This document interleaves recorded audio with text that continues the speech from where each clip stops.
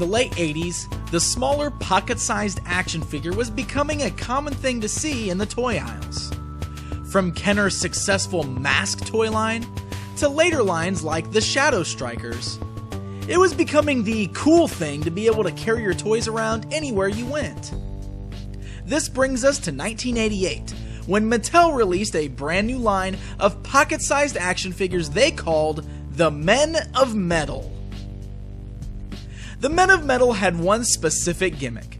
Each tiny action figure included a matching badge that doubled as a carrier for the action figure. The badge had a small clip on its back so that kids could then clip it onto their belt or even their shirts. It doubles as both a roleplay toy and a miniature carry case for their Men of Metal action figures and their accessories. It's actually a pretty cool little concept.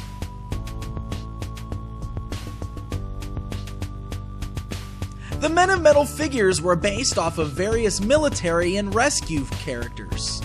They were divided into different factions such as the Marines, the Army, the Navy, the Air Force, firefighters, SWAT, and the Coast Guard.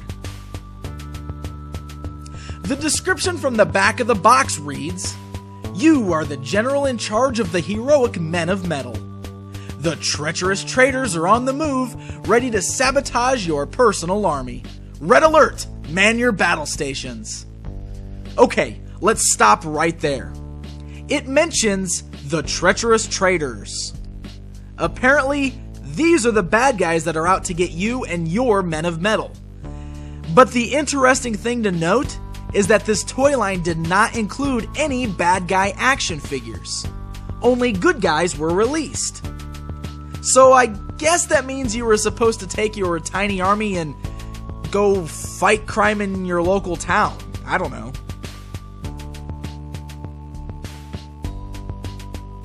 The names of these figures are actually one of my favorite parts. Just check some of these out. Errol Thunderclap West? Pete Crosshairs Peterman? Marco Beach Bum Aldretti? Oh, and this one's great. H.H. Boom Boom Haley. Seriously, these names are hilarious.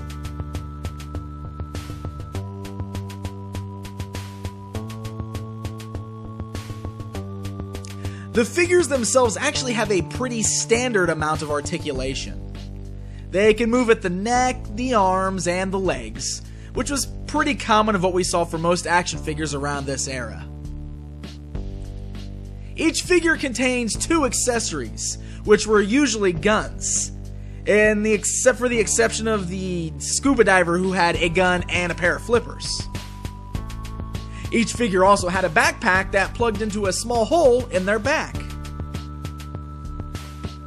And then of course each figure contained their very own medal.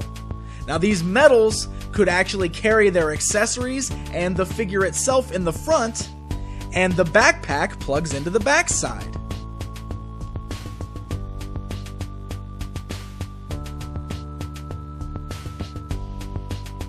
There was even an army transport released. This military vehicle contained guns across the top and had 4 slots on each side where you could place your Men of Metal figures. There were even 2 fold-up sections in the front where you could place 2 more of your figures.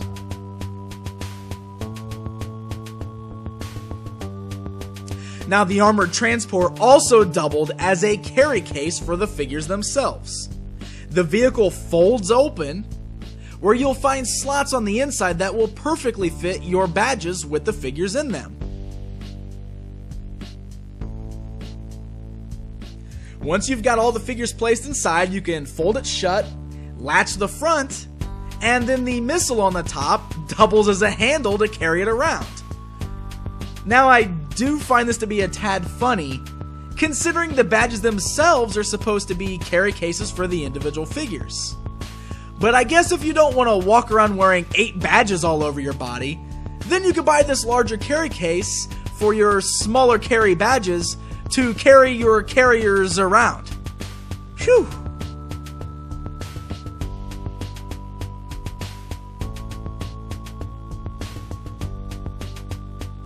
the Men of Metal toy line only lasted about a year or so, and gave us 14 figures and the armored transport. The concept itself was neat, but in my opinion, the lack of bad guys really hurt this line. I mean, with no cool-looking bad guy characters for your heroes to fight, the only option you really have is wearing them around on your shirt. And trust me, that's only cool for so long.